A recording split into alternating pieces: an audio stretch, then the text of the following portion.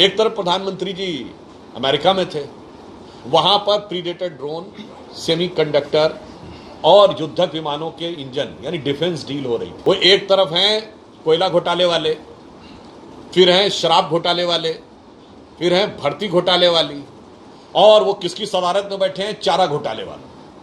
तो एक दूसरे के घोटाले को डिफेंस करने की वो डील वो पटना में वो लोग कर रहे थे, मगर इन दोनों के बीच का आपसी संबंध उतना ही मजबूत है जितना बिहार के उस पुल का था जो दो बार ढह गया। और अब तो उनका मांझी भी साथ छोड़ के चले गए हैं, तो अब भैया की नैया कैसे पार लगेगी, ये बहुत मुश्किल नजर आता है।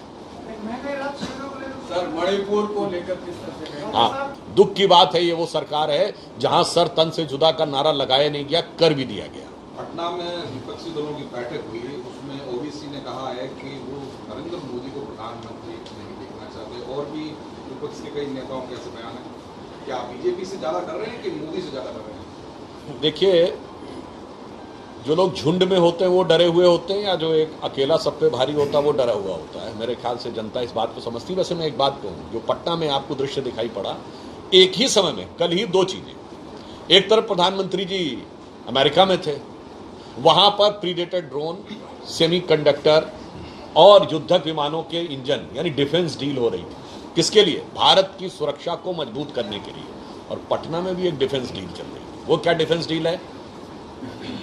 वो एक तरफ हैं कोयला घोटाले वाले, फिर हैं शराब घोटाले वाले, फिर हैं भर्ती घोटाले वाली, और वो किसकी सदारत में बैठे हैं, चारा घोटाले वाले। तो एक दूसरे के घोटाले को डिफेंस करने की वो डील वो पटना में वो लोग कर रहे थे, मगर इन दोनों के बीच का आपसी संबंध उतना ही मजबूत है जितना बिहार के उस पुल का था जो दो बार ढह गया। और अब तो उनका मांझी भी साथ छोड़ के चले गए हैं, तो अब भैया की नैया कैसे पार लगेगी, ये बहुत मुश्किल नजर आता है। सर, मणिपुर को लेकर किस तरह से? हाँ,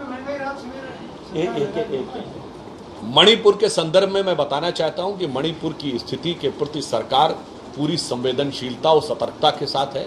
आप याद करिए, जैसे ही मणिपुर में यह हिंसा की घटनाएं प्रारंभ हुई थी, गृह मंत्री आदरणीय अमित शाह जी कर्नाटक का चुनाव बीच में छोड़कर वापस आए थे। मणिपुर में जाकर दिल्ली में बैठ के उन्होंने कई राउंड बैठकें ली थी। सरकार पूरी संवेदनशीलता और सतर्कता के साथ दृष्टि पर नजर भी रखे हुए है, और वहां की स्थितियों को समाधान करने के लिए सर्वदलीय बैठक भी बुलाई है। और हमारी तरफ से पूरा प्रयास है कि we are keeping an strict vigil over the situation with full sensitivity and effort by honourable home minister Shri Amit Shah ji. आने वाले चुनाव में कोई पार्टी? दुख की बात है कि ये वो सरकार है जिसने पीएफआई को अपना जुलूस निकालने की परमिशन दी थी। अब तो पीएफआई एक प्रतिबंधित संगठन हो गया, क्योंकि ये कहते थे कि वो एक सांस्कृतिक संगठन। दुख की बात है, ये वो सरकार है जहां सर तन से जुदा का नारा लगाया नहीं गया, कर भी दिया गया। और राजस्थान में कभी सांप्रदायिक तनाव का इतिहास नहीं रहता था। इसी सरकार के समय में इनकी तुष्टीकरण की नीतियों के चलते हुए ये हुआ। और जहां तक एजेंडा की बात है, तो हिंदू या हिंदुत्व हमारे लिए एजेंडा नहीं है, वो भारत की अस्मिता और पहचान का प्रतीक है।